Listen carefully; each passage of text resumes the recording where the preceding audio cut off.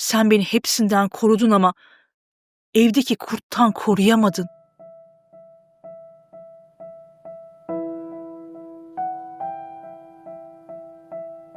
Ben Hülya. 3 kızı ve bir oğlu olan bir anneyim.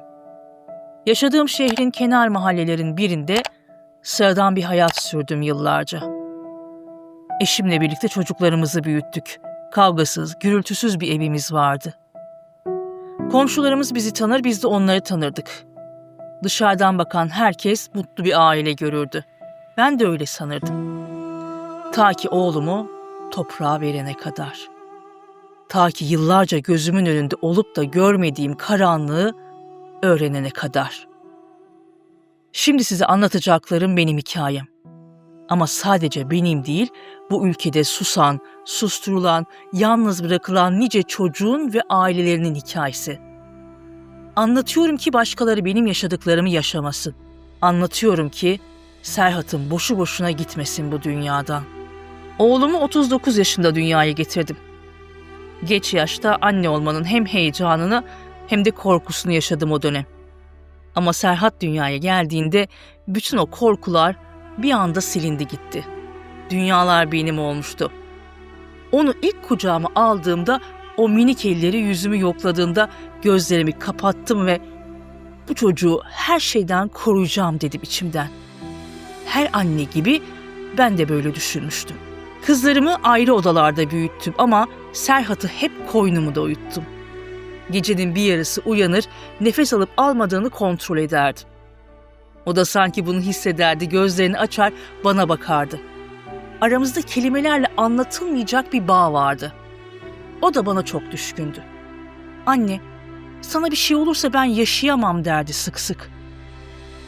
Benim ölümümden çok korkardı. Kalp ameliyatı olduğum dönemde bu korkusu daha da artmıştı. Hastanede yatarken bile anne sen ölme, sensiz yapamam diye ağlardı. Ben de ona oğlum sana bir şey olursa ben nasıl yaşarım derdim. O zaman gülümserdi. Sen güçlüsün anne. Sen her şeyin üstesinden gelirsin derdi. Ama işte yaşıyorum. Onun anılarında, sözlerinde, hareketlerinde yaşamaya çalışıyorum.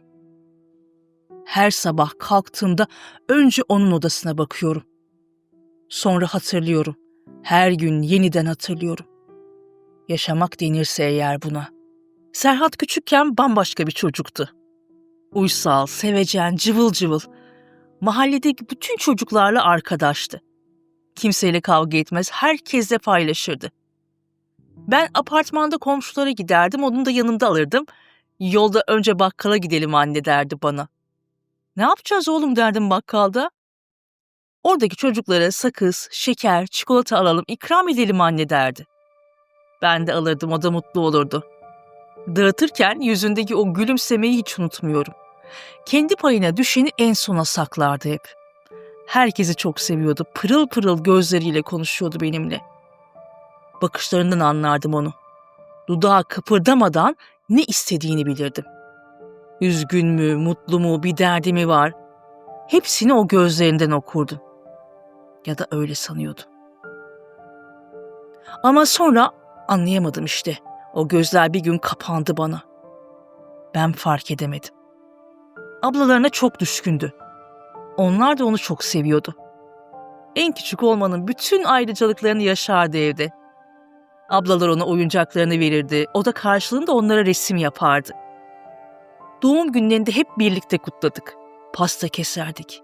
Mumları üflerdik. Dilek tutardık. Evimizde hiç kavga gürültü yoktu. Huzurlu bir yuvamız vardı. Herkes birbirini seviyordu, birbirine saygı duyuyordu. En azından ben öyle görüyordum.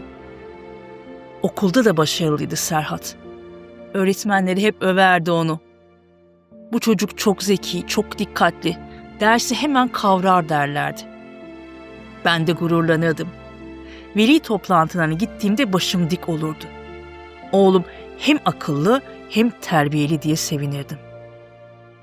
Lise son sınıftayken bir kaza geçirdi. Okulda bir şeyler olmuş. Kendini camdan atmış. Sırtına çantasını yükleyip kendini aşağı bırakmış. Bacağı kırılmıştı. O zaman da anlayamadım. Kaza dediler, ben de inandım. Çocuklar bazen düşer. Kaza denen bir şey var. Şimdi geriye dönüp baktığımda o da bir çığlıktı aslında. Duyamadığım bir çığlık. Her sabah onu okula götürürdüm o dönem. Önce banyo yaptırırdım, sonra bacağını sarardık. Öyle giderdik imtihanlara. Hepsinden 100 alırdı yavrum. Kırık bacaklarla bile pes etmedi.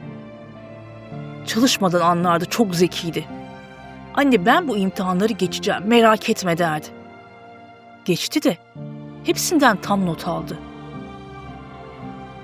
Babası onu sırtında taşıdı o dönem. Merdivenlerden indirir, arabaya bindirir. Okulun kapısına kadar götürürdü. Giydirdi, temizliğini yaptı. Serhat, ben babamın hakkını ödeyemem, beni sırtında taşıdı babam diyordu. Gözleri dolardı bunu söylerken.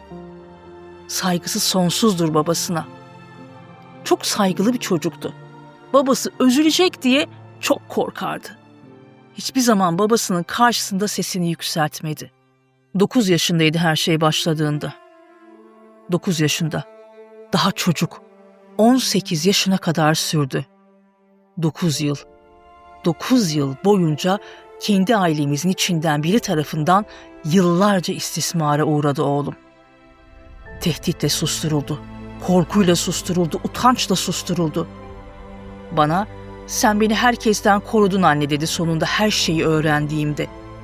Ama evdeki kurttan koruyamadın beni. O cümle kulaklarımda çınlıyor hala. Gece yatağıma uzandığımda, gündüz bir iş yaparken, yemek yerken, çay içerken, evdeki kurttan koruyamadın beni. Bu söz beni öldürüyor her gün yeniden. O kişinin adını duyduğumda 6 saat yerimden kalkamadım. Şok geçirdim. Dünya döndü etrafımda, nefes alamadım. Bu gerçek mi oğlum dedim. Bu gerçek anne dedi. Bak sen kalkamıyorsun yerinden. Ben bunu yıllarca taşıdım. Her gün, her gece yaşadım. Dayı yeğen ilişkisi vardı aralarında. Evimize gelir giderdi o kişi. Bayramlarda, özel günlerde, bazen öylesine. Ailece otururduk, çay içerdik, yemek yerdik. Çocuklar bahçede oynarken biz büyükler sohbet ederdik. O kişi öyle biriydi ki az laf yapan, neşeli gözüken, güler yüzlü, insanı avucunun içine alabilecek bir tavırda. Herkese yardım eder gözükürdü. Ne iyi insan derdik, Allah razı olsun derdik. Ne ben, ne eşim aklımıza bile getirmedik böyle bir şey. En yakınımızdandı çünkü o. En güvendiğimizdendi o. İlk etapta sevgiyle başlamış. Gel bakalım yeğenim diye kucağına almış. Saçını okşamış. Bir çocuk için normal gözüken hareketler. Sonra bedenini okşamaya başlamış. Sonra istismar, sonra tecavüz. 9 yaşında bir çocuğa, benim oğluma. Ben şimdi başımı yastığa koyduğumda oğlumun yerine koyuyorum kendimi. O minik bedeni düşünüyorum. O korkuyu, o acıyı, o çaresizliği düşünüyorum. Çektiği acıları anlatamam kimseye. O acıları sadece o yaşadı. Nasıl kıydılar? Nasıl oldu bunlar bilemiyorum. Anlayamıyorum. Aklım almıyor. Ve onun için çok huzursuzum, çok mutsuzum. Hiçbir şeyden zevk almıyorum artık. Yemek yiyemiyorum, uyuyamıyorum. Sadece karanlıkta tek başıma kalmak istiyorum. Karanlık odamda oturup onu düşünmek istiyorum. Serhat aklı ermeye başlayınca itiraz etmeye başlamış. 11 yaşına geldiğinde artık bir şeylerin yanlış olduğunu anlamış. Hayır demeye başlamış, kaçmaya çalışmış. O zaman tehditler başlamış. Ablalarım var. Haberin olsun demiş o kişi. Onları da yaparım. Kimseye söylersen hepsinin başına gelir. Çocuk bu laftan çok korkmuş. Ablalarını çok seviyordu. Onlara bir şey olsun istemiyordu. Kendini feda etti onlar için. Ben ablalarım için kendimi feda ettim anne dedi bana. En son konuşmamızda. Sustum. Sustum ki onlara bir şey olmasın. Sustum ki aile dağılmasın. Sustum ki sen üzülme. Benim için de susmuş. Beni korumak için. Ben onu koruyamadım, o beni korumaya çalışmış. Şimdi yeni yeni idrak etmeye başladım bazı şeyleri. Geriye dönüp bakınca her şey anlam kazanıyor. 5. sınıfı bitirince imtihana girdi ortaokul için. O dönem evden gitmek istedi Serhat. Ben teyzemle kalmak istiyorum dedi. Hem ders çalıştırır bana, onun kafası çok çalışıyor, biz de öyle zannettik. İyi olur, hem ders çalışır hem değişiklik olur dedik. Gönderdik. Meğer o evi terk etmek istemiş aslında. O kişiden uzaklaşmak istemiş, oradan kaçmak istemiş. Bize söyleyemediği için başka bahaneler bulmuş hep. Sünnet olduktan sonra aniden kilo almaya başladı. Yemek yemeye başladı durmadan. Oğlum ne oldu sana, niye bu kadar yiyorsun derdim. Açım anne derdi sadece. Bu değişimleri, bu işaretleri ben ancak yeni yeni çözebiliyorum kendi kendime. Sonradan öğrendim. Uzmanlar anlattı. İstismara uğrayan çocuklar bedenlerini korumak için, çirkin görünmek için, fark edilmemek için hızlıca kilo alabiliyorlarmış. Bir savunma mekanizmasıymış bu. Başka belirtiler de varmış. Konuşkan çocuklar sessizleşirmiş ya da tam tersi, sessiz çocuklar aşırı konuşkan olurmuş. Oynadıkları oyunlara öfke ve şiddet girermiş. Ergenlikte büyük geri çekilmeler ya da aşırı agresif tepkiler olurmuş. Uyku düzeni bozulurmuş, kabuslar görülürmüş. Serhat'ta bunların hepsi vardı. Ben göremedim. Ben anlayamadım. Keşke bilseydim, keşke anlasaydım, keşke biri bana bunları öğretseydi. Serhat Edirne'de üniversite kazandı, kimya bölümü. Çok sevindik, gurur duyduk. Orada yakınımız da vardı, çocuğumuzu gözetirler diye düşündük. Ev ayarladık ona. O aileyle beraber kalsın istedik ama Serhat ev istemedi. Ben yurtta kalacağım anne dedi. Daha rahat olurum. Israr ettik ama dinlemedi. Şimdi anlıyorum. O kişiden uzak kalmak istiyormuş. Aynı şehirde bile olsa aynı havayı bile solumak istemiyormuş. Yurtta kaldı. Başarılıydı. Derslerini geçiyordu, seviniyordum. Telefonla konuşurduk. İyiyim anne, merak etme derdi. Ben de inanırdım. Tatillerde gelirdi, sarılırdık, özlediğimizi söylerdik. Bir gün Edirne'de kitap aramaya çıkmış arkadaşlarıyla. Sokakta yürürken o kişiyle karşılaşmış yıllar sonra tesadüfen. O kişi onu görmüş, arkadaşlarının yanında işaretler yapmış. Köye davet etmiş, gel demiş, görüşelim. Serhat gitmemiş tabii. Nasıl gitsin? O da telefon etmiş. Niye gelmiyorsun? Beni mi küçük düşüreceksin? Serhat o an karar vermiş. Ben seni şikayet edeceğim demiş. O kişi gülmüş. Sana kimse inanmaz demiş. Git şikayet et. Kim inanacak? Yıllar geçti, delilin yok. Herkes beni tanıyor, beni seviyor. Sen kimsin? 3 ay sonra oğlum geldi. Baktım çantalarını toplamış, her şeyini almış. Ben orada okumayacağım dedi. Şaşırdık. Ne oldu oğlum, ne var? Bir şey mi oldu? Yalvardık, yakardık. Ben de geleyim oğlum, taşınalım, Edirne'de hep beraber olalım dedim. Yok anne dedi. Ben o memleketin adını bile duymak istemiyorum. O şehirde bir dakika bile kalmam artık dedi. Sormadık daha fazla, üzerine gitmedik. Keşke gitseydik. Keşke neden diye sorsaydık. Ama o zamanlar bilmiyorduk. Çocuk istemiyorsa zorlamayalım diye düşündük. O sene tekrar hazırlandı. Gece gündüz çalıştı. İstanbul'da bir üniversite kazandı. Gittik hep beraber, ev baktık, güzel bir semt bulduk. Arkadaşlar edindi, mutluydu, okula gidip geliyordu. Kilo vermeye başlamıştı, spora gidiyordu. Hayata tutunmaya çalışıyordu. Bu yükü atacağım üstümden anne diyordu telefonlarda. Kendimle gurur duyuyorum, güçlü bir Serhat olacağım. Ama biz anlamadık. O bize gözyaşlarını hiç göstermedi. İçi yanardı, dışı gülümserdi. Belli etmezdi, dik durmayı severdi. Bizi üzmemek için her şeyi içine attı. Üniversiteyi bitirdikten sonra askere gitti. Vatani görevini yaptı, biz de gururlandık tabii. Asker ocağı erkek olur döner dedik. Bilmiyorduk ki o çoktan erkek olmak zorunda kalmış. Çok erken yaşta. Orada bir asker arkadaşı şaka yollu bedenine dokunmuş.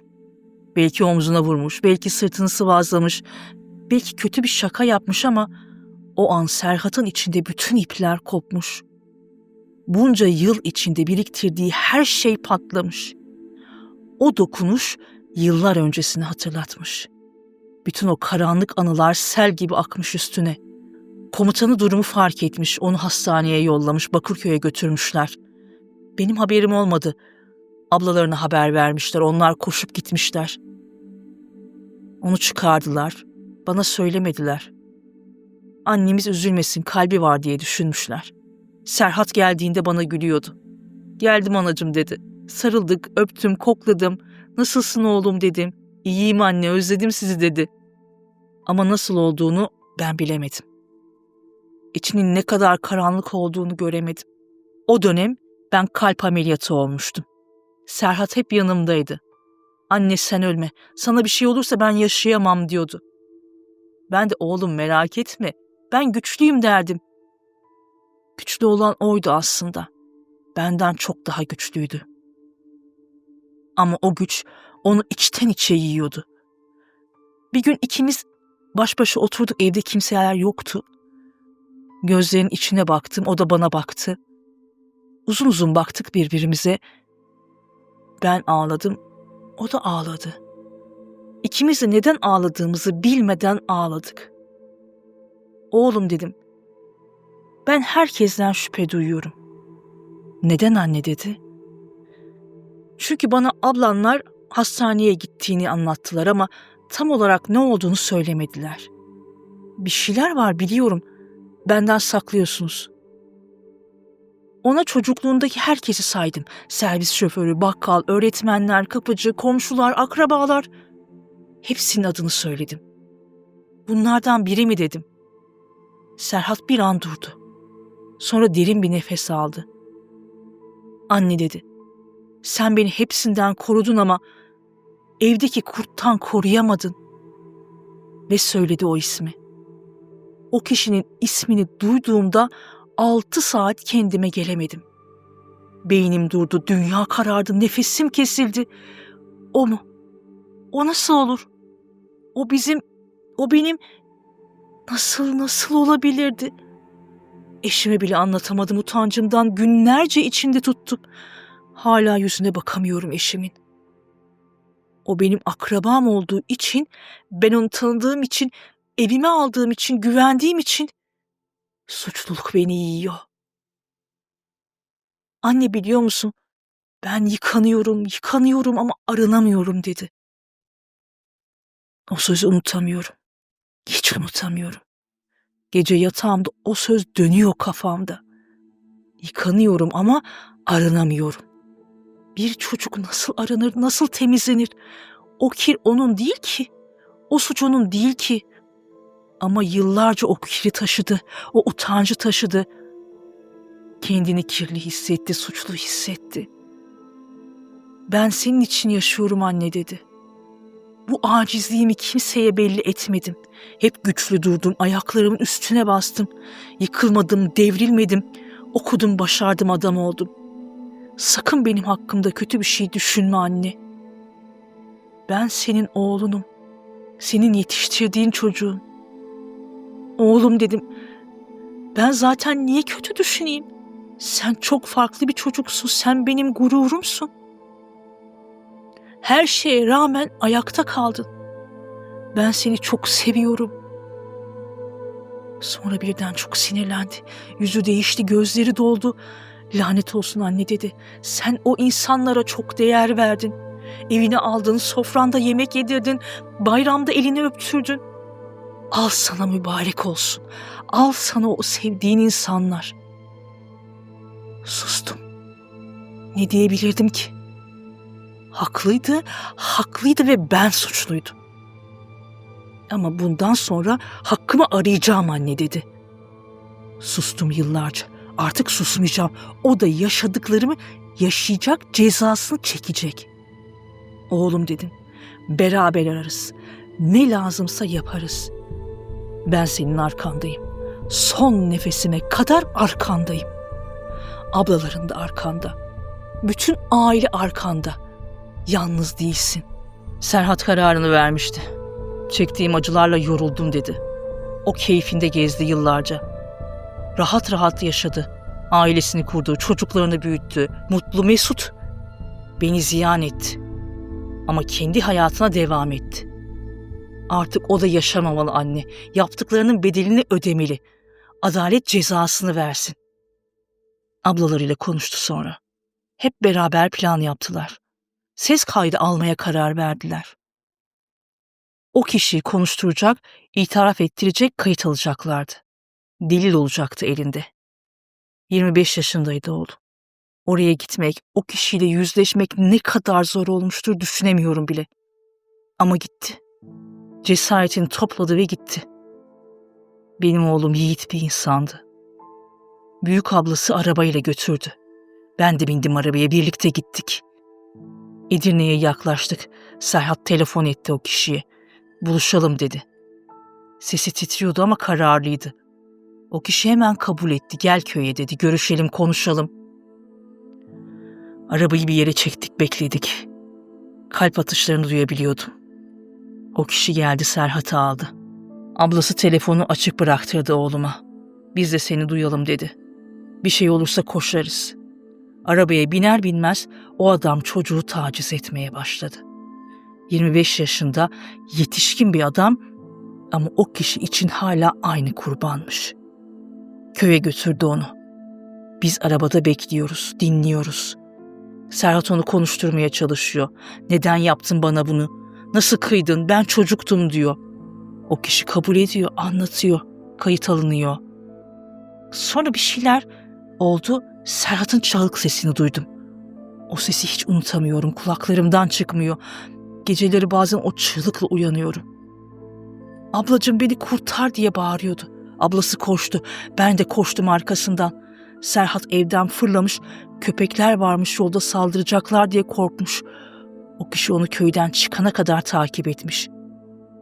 Nereye gidiyorsun, dur diye bağırmış arkasından. Arabayı aldığımızda oğlumun hali içler acısıydı. Bacakları kontrol dışı hareket ediyordu. Dizleri yarım metre havaya kalkıp iniyordu. Elleri titriyordu. Bütün vücudu zangır zangır titriyordu.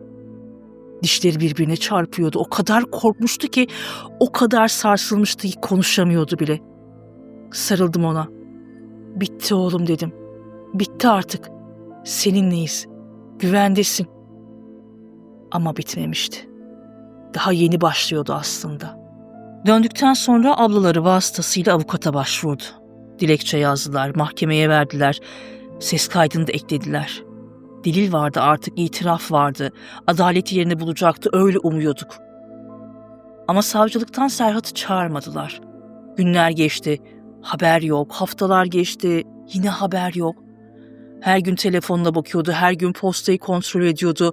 Bugün gelir diyordu, gelmiyordu. Her gün isyan ediyordu. Beni çağırmadılar. Niye çağırmadılar? Ben rezil oldum. Herkes öğrendi artık. Akrabalar duydu, komşular duydu. Herkes konuşuyor. Niye gittik, başvurduk? Başvurmasaydık keşke. Kimse duymazdı o zaman. Sustum bunca yıl. Susmaya devam etseydim. Şimdi hem o rezillik var hem de kimse bir şey yapmıyor. 52 gün bekledik. 52 gün. Bırakın bütün sistemi, o uzayan, bitmek bilmeyen saatler. Serhat için gün geçmiyordu. Her dakika işkenceydi, her saat bir gün gibi, her gün bir yıl gibi geçiyordu. Beklemek öldürüyordu onu. Bir yere gidelim anne, bir şey yapalım anne diyordu. O olayı unutmak için hep bir şeylerle kapatmaya çalışıyordu arayı. Ablama gidelim anne, yeğenlerimi görürüm. Hadi sinemaya gidelim, hadi alışverişe çıkalım. Hareket etmek istiyordu, durmak istemiyordu. Durduğunda düşünüyordu. Düşündüğünde acı çekiyordu. O dönem bana anlattı hayallerini. Gecenin bir yarısı mutfakta oturduk. Çay içerdik, konuşurduk. Benim de yuvam olur mu anne diyordu. Ben de evlenirim, çocuklarım olur, mutlu bir aile kurarım. Olur mu sence? Tabii olur oğlum derdim. Sen her şeyi hak ediyorsun. En güzelini bulursun, en mutlusu olursun. Beraber konuşurduk, planlar yapıyorduk. Yapacaklarımız vardı, sözlerimiz vardı, hayallerimiz vardı. İlk tercihi avukat olmaktı. Küçükken sorardım, ne olacaksın oğlum büyüyünce? Avukat olacağım anne derdi. Oğlum avukat olup ne yapacaksın derdim şakayla. Anne avukatlık zor iş derdi ciddiyetle. Bu tarafa da geçebilirsin, bu tarafa da. İyi adama da hizmet edersin, kötü adama da. Ama ortasını bulmak zor. Adaleti bulmak zor. Ben avukat olmalıyım. Adalet için çalışmalıyım. Şimdi anlıyorum avukat olmak istemesinin sebebi kendine adalet sağlamakmış. Kimse ona adalet vermediği için kendi adaletini kendi yaratmak istiyordu. Kendi gibi mağdur olanlara yardım etmek istiyordu. Ama o avukat olamadı. O mahkeme salonunu göremedi. O adaleti göremedi. 29 Nisan günü. O günü hiç unutmayacağım.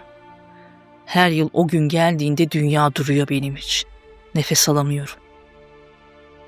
Sabah her günkü gibi kalktık. Güneş parlıyordu, güzel bir gündü. Birlikte kahvaltı yaptık, kahvemizi içtik. Serhat neşeli görünüyordu o sabah. Günaydın anacığım dedi, günaydın yavrum dedim. Ekmek kestim, çay koydum, peynir tabağını hazırladım. Normal bir sabah gibi geçti. Arkadaşım aradı, gel kahve içelim dedi. Gelemem dedim, işim var. Serhat duydu bunu. Niye gitmiyorsun anne dedi. Ben geldiğimden beri sen bir yere gitmiyorsun, hep evdesin. Beni mi bekliyorsun? Beni mi takip ediyorsun yoksa? Yok oğlum dedim, öyle değil. Canım istemedi sadece. Git anne git dedi. Arkadaşlarını gör, ben iyiyim merak etme. Bak çıkacağım biraz sonra dedi. İş görüşmesine gideceğim. Bir yerde iş varmış bakacağım. Öyle mi oğlum dedim. İyi olur hayırlısı olsun. Hazırlandım. Babası çıktı evden işe gitmek için, sonra ben çıktım kapıdan. Serhat da çıkmak üzereydi. Döndüm baktım ona. Görüşürüz oğlum dedim. Görüşürüz anne dedi. Gülümsedi bana. O gülümseme son gülümsemesiydi. Onu son görüşümdü. Gittim kahve içtim, arkadaşımla oturduk, sohbet ettik. İçmez olaydım o kahveyi, gitmez olaydım oraya. Evde kalsaydım keşke. Yanında olsaydım. Bir telefon geldi, ablamın sesiydi. Hemen eve gel. Sesi titriyordu. Ne oldu dedim. Gel dedi. Sadece gel dedi ve kapattı. Nasıl geldiğimi bilmiyorum. Koştum mu, yürüdüm mü, taksimi tuttun hatırlamıyorum. Geldim ki bahçe dolu. Polis arabaları, ambulanslar kalabalık. Olay yeri bandı çekilmiş. İnsanlar toplaşmış bakıyor. Ne oldu diye soruyorum, kimse cevap vermiyor. Bahçede üstü örtülü bir ceset vardı. Beyaz çarşaf, kıpırtısız yatıyordu. Kim o dedim. Kim o çarşafın altındaki? Ablam ağlıyor, eşim ağlıyor, kızlarım ağlıyor. Anladım o an. Anladım ama kabul edemedim. Gösterin dedim. Oğlumu gösterin bana. Kimse göstermedi. Tuttular aldılar beni. Serhat diye bağırdım. Oğlum Serhat. Cevap gelmedi. Hayatım bitti o anda. Her şey bitti. 25 yaşındaydı. Daha çocuktu. Daha gençti. Daha yaşayacak o kadar çok şeyi vardı. Paylaşacak o kadar çok şeyimiz vardı. Yapamadıklarımız vardı. Yapacaklarımız vardı. Düğününü görecektim. Torunlarımı kucaklayacaktım. İhtiyarladığımda o bana bakacaktı. Hepsi yarım kaldı. Hepsi bitti. Şimdi hala odasını boşaltamıyorum. 3 yıl geçti, 4 yıl geçti, kaç yıl geçti saymıyorum artık. Ama o oda öyle duruyor. Kapının arkasında bornoz asılı. Hala orada duruyor. Sanki birazdan gelecek. Giyecek, yatağını hala yapıyorum her sabah. Yastığını düzeltiyorum, çarşafını değiştiriyorum. Gardıroptaki eşyalarını kopluyorum. Gömleklerini, tişörtlerini, kazaklarını. Onun kokusu var mı hala diye arıyorum. Bazen buluyorum, bazen bulamıyorum. Bulamayınca ağlıyorum. Özlemim geçmiyor.